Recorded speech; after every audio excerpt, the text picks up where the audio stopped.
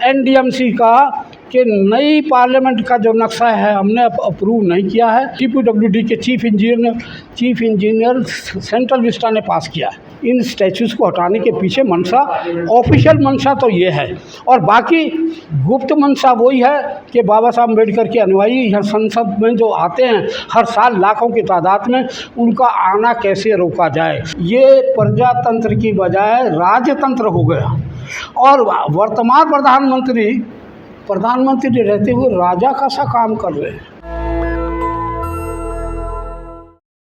इन्होंने कोई पूर्व निर्णय नहीं लिया, आम जनता को नहीं बताया, न्यूज़पेपर में नहीं दिया, मीडिया में नहीं दिया, तो इन्होंने अचानक ये सब काम किया है। और कहने के लिए तो ये कर देंगे आगे ओम बिरला को, स्पीकर को। अदरवाइज़ अगर आप आरटीआई लगा के ये पूछ ले किसके ऑर्डर से आपने हटाए, तो आपको कोई जवाब नहीं देगा। वो तो हम समझ गए। अब ये प्लान क्या है, हाँ ना, मैं बता रहा हूँ, वो अखबार में छप गया है और लग गए हैं। ये जो गुरुद्वारा रकाबगंज रोड का जो गुरुद्वारा और जो पार्लियामेंट लाइब्रेरी का गेट है, एक सेकंड, गेट नंबर 5, उस गेट के ऊपर पार्लियामेंट, जो ओल्ड पार्लियामेंट का जो सर्कल है बैक साइड, वहाँ जाकर ये लगा दिए, स्थापित कर दिए। मुझे एक साथी है हमारे नाईवाला के, नाम याद नहीं आ रहा उनका, हाँ, उनको चिट्ठी आई है ईमेल पर, उनको ये चिट्ठी आई है, ये टेम्परेरी तौर पे हमने हटाए हैं। अरे टेम्परेरी हटाए या नहीं हटाए, आज उसका उद्घाटन उससे क्यों करवा रहे हैं, वाइस प्रेसिडेंट धनखड़ से?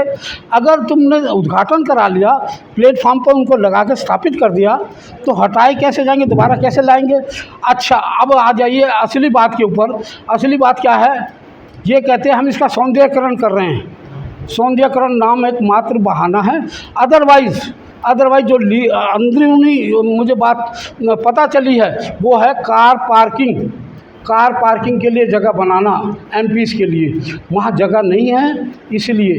अब अगर कार पार्किंग की इनको आज सूद आ रही है तो उस दिन कहाँ सो रहे थे ये सब लोग, जब नई पार्लियामेंट का नक्शा अप्रूव करा रहे थे। अब इन्होंने मल्टी स्टोरी कार पार्किंग का प्रोविज़न क्यों नहीं करा, क्यों नहीं प्लान में सैंक्शन करवाया? और एक और जानकारी दे दूं, यहाँ अगर लीगल लोग बैठे हुए हैं वो जानते होंगे, एक गवर्नमेंट बिल्डिंग एक्ट 1899 है, उसकी धारा 3 के मुताबिक इन्होंने एक अमेंडमेंट करी है मिनिस्ट्री ऑफ अर्बन डेवलपमेंट ने। सेक्शन 3 में ये कहा गया है कि ये काम किसी म्यूनिसिपैलिटी से नक्शा अप्रूवल कराने का नहीं होगा। जो लैंड सेंट्रल गवर्नमेंट की होगी और सेंट्रल गवर्नमेंट उस ज़मीन के ऊपर कोई भी अपना बिल्डिंग भवन बनाएगी, उसकी अप्रूवल एनडीएमसी के क्षेत्र में आती है, नई दिल्ली के एरिए की, और अदरवाइज़ डीडीए, और तीसरी तो दिल्ली के अंदर है दिल्ली एमसीडी 1957 एक्ट के मुताबिक। इन तीनों को तिलांजलि देते हुए उस मिनिस्ट्री ऑफ अर्बन डेवलपमेंट ने एक निर्णय लिया है अभी उस एक्ट के मुताबिक, गवर्नमेंट प्रॉपर्टीज़ एक्ट 1899 की सेक्शन 3 में, कि आज के बाद जो भी लैंड सेंट्रल गवर्नमेंट की होगी उस पर बिल्डिंग बनेगी, उसका नक्शा लोकल एजेंसी पास नहीं करेंगी, उसका केवल एंड केवल सीपीडब्ल्यूडी नक्शा पास करेगी। सीपीडब्ल्यूडी बीइंग दी इम्प्लीमेंटिंग एजेंसी, एग्जीक्यूटिव एजेंसी बोलते हैं हम उसे, वो नक्शा पास करवाएगी, ठेका देगी, बिल्डिंग बनवाएगी, और उसका कंप्लीशन सर्टिफिकेट भी वही देगी, वही दरोगा, वही जज। ये कैसे हो सकता है? और एक एक्ट में एग्जीक्यूटिव ऑर्डर से कैसे अमेंडमेंट की जा सकती है? एक्ट में, एक्ट का मतलब है पार्लियामेंट से अप्रूवल लेनी, किसी भी अमेंडमेंट, कोई भी अमेंडमेंट करनी है एक्ट में, तो इन्होंने अपने आप एडमिनिस्ट्रेटिव लेवल पर कैसे अमेंडमेंट कर दी? मुझे जवाब आया एनडीएमसी का कि नई पार्लियामेंट का जो नक्शा है हमने अप्रूव नहीं किया है, और ये एनडीएमसी सीपीडब्ल्यूडी के चीफ इंजीनियर सेंट्रल विस्टा ने पास किया है। जब मैंने वहाँ आरटीआई लगाई कि भाई आपने ये नक्शा अप्रूव किया, तो किसके सिग्नेचर से, आपके पास कौन लैंडलॉर्ड है जिसने सिग्नेचर करे? CPWD या स्पीकर लोकसभा जो मालिक है इस पूरी संसद का, अगर उसने साइन करें तो क्यों नहीं कार पार्किंग का प्रोविज़न करा? और आपने बिल्डिंग कैसे पास कर दिया, नक्शा कैसे पास कर दिया बिना कार पार्किंग के प्रोविज़न के? आज सारी लड़ाई है कार पार्किंग के लिए जगह बनाना। ब्यूटिफिकेशन का तो मात्र एक बहाना है। इन स्टैचूज़ को हटाने के पीछे मंशा, ऑफिशियल मंशा तो ये है, और बाकी गुप्त मंशा वही है कि बाबा साहब अम्बेडकर के अनुयायी यहाँ संसद में जो आते हैं हर साल लाखों की तादाद में, उनका आना कैसे रोका जाए, उनमें जो एकता और जो भावनाएं पैदा हो रही हैं उस पर कैसे कुठाराघात किया जाए, ये मनुवादी सोच के अंतर्गत सरकारी अफसर और पॉलिटिकल पार्टी ने मिलकर अंदरूनी तौर पर ये लिया है। हमें इसकी टक्कर लेनी है और बाबा साहब के स्टैचू को वहीं लगवाना है।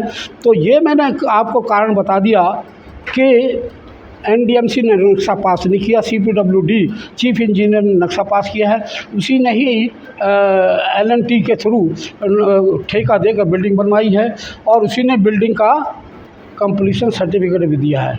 अब मेरे पास किसी सैनिक के पास हथियार नहीं होंगे लड़ने के लिए, मैदान कैसे जीतेगा, दुश्मन से कैसे टक्कर लेगा? तो मैंने जब RTI लगाई, मेरी लाइफ की सबसे बड़ी RTI 40 पॉइंट की थी। इसमें ये मैंने पूछा कि ये जो नया new unified building bylaws Delhi 2016 बना है, इसके अंतर्गत क्या बिल्डिंग कार पार्किंग का प्रोविज़न रखा गया? और रखा गया तो वो मुझे उसकी सैंक्शन बताई जाए, कितनी कार पार्किंग का प्रोविज़न रखा। नहीं रखा तो आपने बिल्डिंग प्लान कैसे सैंक्शन कर दिया? बहुत सारी चीज़ें हैं। आप में से मुझे उम्मीद है कि आप नई पार्लियामेंट में नहीं गए होंगे। एक भी सदस्य जो यहाँ बैठे हैं, एक भी अंदर जाकर देखकर नहीं आया। अगर आप गए होते तो मैं दावे के साथ कह रहा हूँ, जितना मुझ में रोष व्याप्त है मुझसे कहीं 10 गुना आप में हो जाएगा। अभी भी जाके देखेंगे, वहाँ सारी नई संसद के अंदर जो चित्र लगाए गए हैं, हिंदू धर्म का प्रचार प्रसार किया गया, सारे वेदों का वहाँ पर दर्शन कराए गए हैं, साधु संत बैठ के उसका प्रवचन कर रहे हैं। इस प्रकार की वहाँ हिंदू धर्म का प्रचार किया गया है। यहाँ तक लिखा नक्षत्र सीलिंग में कैसा होता है और ग्राउंड में नक्षत्र क्या काम करते हैं, इसी प्रकार का वहाँ हिंदुत्व किया गया है। अब एक बात और मैं बता दूं, इस लड़ाई के साथ साथ मैं और भी लड़ाई लड़ रहा हूँ, और वो है सिंगोल लगाया गया है। सिंगोल, ये जो स्पीकर की सीट है उसके साथ सिंगोल लगाया गया। चोल परंपरा के मुताबिक एक राजा जब हटता है या उसका वो होता है, जब वो सत्ता दूसरे को सौंपता है तो वो उसको बोलते हैं दंड ऐसे नाम है, हाँ, सत्ता हस्तांतरण तो कहते हैं उसको दंड। हाँ, और वो जो दंड के रूप में जो है सोने का है वो राजदंड उसका नाम दिया गया है, उसको लगाया गया है। अगर प्रजातंत्र में बाबा साहब अम्बेडकर ने अपने प्रियम्बल में सॉवरेन सोशलिस्ट डेमोक्रेटिक रिपब्लिक हमें दिया है, नया मिडिल नाम है ये, सोशलिस्ट और सेक्युलर तो पहले भी था, लेकिन ये 73 में आया है सेकुलर वर्ड, सोशल और सेकुलर वर्ड। तो कहने का मतलब है ये प्रजातंत्र की बजाय राजतंत्र हो गया।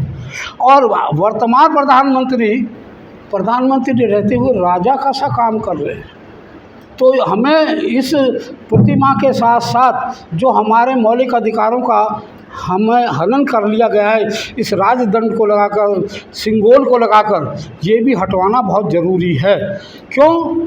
ये संविधान के विपरीत है, प्रियम्बल के विपरीत है, और preamble is the part of the salient feature of the constitution. इसको आप बदल नहीं सकते, अमेंडमेंट कर सकते हैं संविधान के अंदर थ्रू पार्लियामेंट विद मेजॉरिटी, लेकिन इस सिंगोल लगाए जाने का निर्णय जो है ये ऐसा मानो जैसे प्रियम्बल को बदल रहे हो, प्रियम्बल में अमेंडमेंट कर रहे हो। प्रियम्बल में अमेंडमेंट नहीं हो सकती।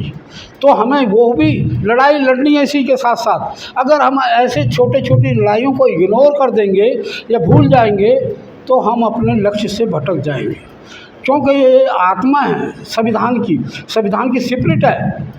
कि लोकतंत्र, अगर लोकतंत्र है तो हम हैं तो संविधान है।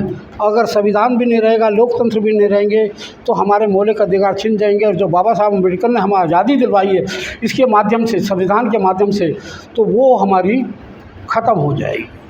नेशनल दस्तक की आपसे गुजारिश है कि अगर इसको बचाना चाहते हैं तो नेशनल दस्तक को सब्सक्राइब करने के लिए रेड कलर के सब्सक्राइब बटन को दबाएं, फिर बेल आइकन की घंटी दबाएं।